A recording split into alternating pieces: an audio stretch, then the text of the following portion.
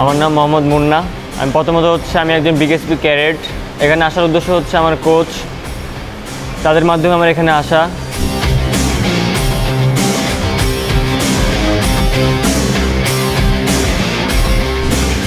MD Munna 68.5।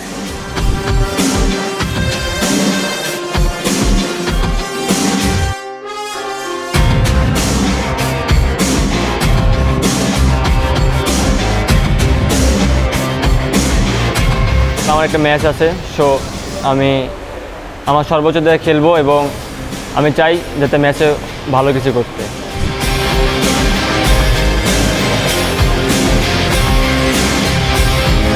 ইনশাল্লাহ আমার অনেক ফুল কনফিডেন্স আছে যে আমি ম্যাচটা জিতবো এবং আমি ভালো খেলবো।